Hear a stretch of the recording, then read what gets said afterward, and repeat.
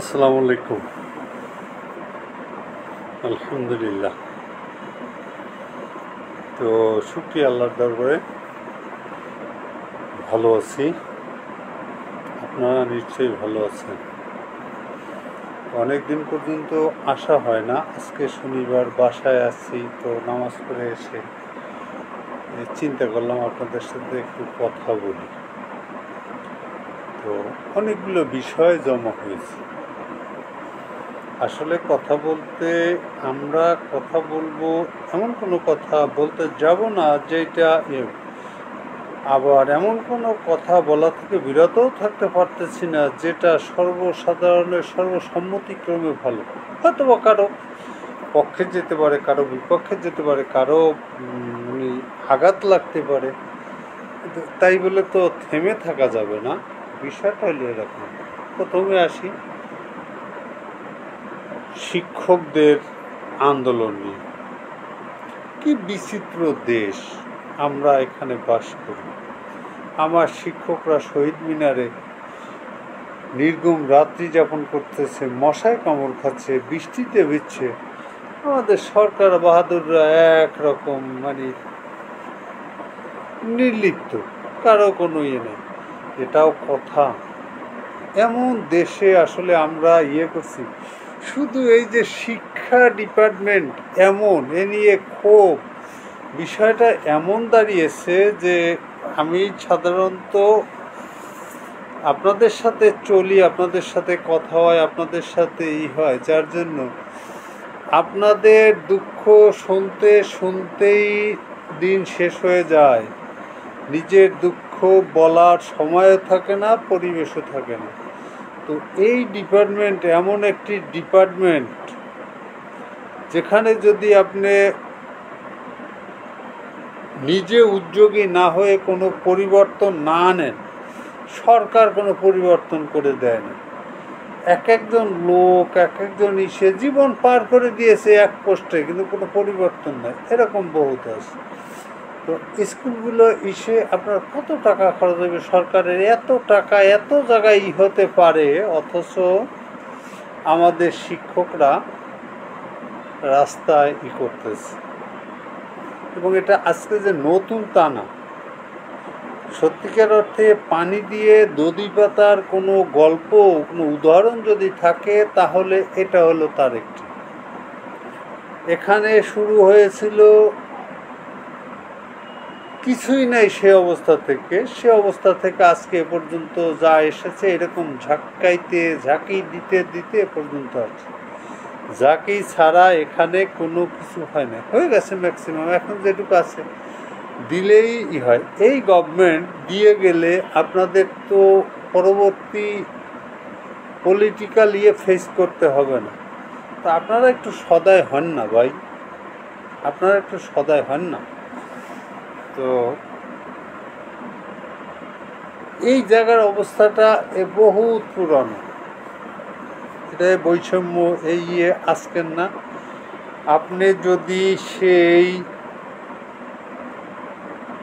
গল্প পড়েন, লাট সাহেবের 3 ঠ্যাঙালা কুকুরের পিছনে মাসিক খরচ এত, পণ্ডিত মশাইয়ের বেতন এত। মনে করেন কি এটা এমনি লিখছে? এটা হলো আপনার এই বৈষম্যকে কেন্দ্র করেই লেখা। সেই থেকে শুরু হতে আজ পর্যন্ত যা আসছে, আলহামদুলিল্লাহ। এখানে যে একেবারে হয় না তা আমরা বলবো না। হ্যাঁ, অনেক হয়েছে, তবে হ্যাঁ বলতে পারেন যে কাঙ্ক্ষিত পরিমাণ হয় নাই। তো এখানে নিয়োগ প্রক্রিয়ার যে জটিল যে ধারাটা ছিল, এটা সরকারের সৃষ্টি। আজকে আলহামদুলিল্লাহ এনটিএসসির মাধ্যমে যে টিচারগুলো নিয়োগ হচ্ছে, সেমি বিসিএস দিয়ে আসা টিচার আমরা পাচ্ছি। কোনো অংশে আপনি আর ওই আগের সেই বদনাম দিতে পারবেন না। এখন আপনার দিতে সমস্যা কোথায়? কত বড় বৈষম্য, কত বড় অসহায়ত্বের মধ্যে আছে আমরা দেখেছি। উত্তরবঙ্গ থেকে এই 300-400 মাইল দূরে বরিশালের মেহেন্দিগঞ্জের চরে, হিজলার চরে মুলাদির চরে, বাকেরগঞ্জের চরে এক একজন টিচার নিয়োগ দিয়ে রাখছে। ওনারা ইচ্ছা করে আসেন নাই, ওনাদেরকে পাঠিয়ে দেওয়া হয়েছে। ওনারা অসহায় বলে জয়েন করেছে। এখন সেই অবস্থা, আপনি ট্রান্সফারও দিচ্ছেন না, বদলিটা দিলেও যার মতো সে চলে যেত তাও দিচ্ছেন না, সুযোগ সুবিধাও দিচ্ছেন না। তাহলে কি আগের টিচারদের না হয় আপনি বলবেন যে বাড়িতে সবাই কাছাকাছি, দূরে কেউ না, নাই, যদি কেউ দূরে যেয়ে থাকে সে নিজের ইচ্ছায় গেছে। কিন্তু এবার এনটিআরসি টিচারদের আপনারা কি বলবেন? তেঁতুলিয়া থেকে যে টিচার বাকেরগঞ্জে সে পটুয়াখালী চাকরি করে, কি বলবেন তাকে? 12,500 টাকা বেতন দিচ্ছেন।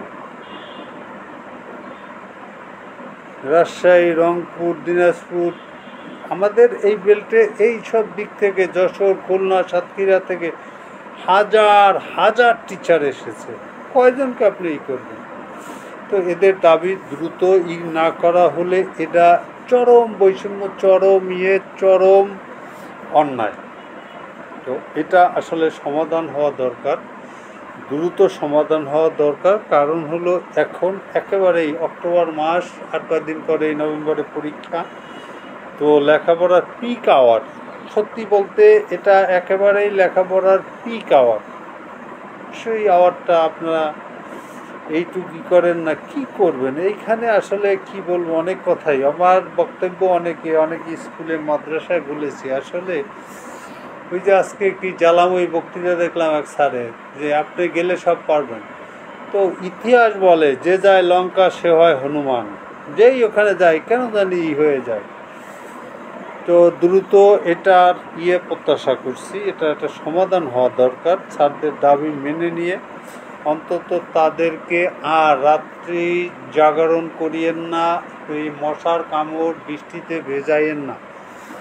সরকার বাহাদুরদের প্রতি আমার একেবারে বিনীত রিকোয়েস্ট, অন্তত তাদের দাবি মেনে নিন। এবং সাথে সাথে শিক্ষা মন্ত্রণালয়ের মধ্যে একটা গতি আনুন, প্লিজ, একটা গতি আনুন।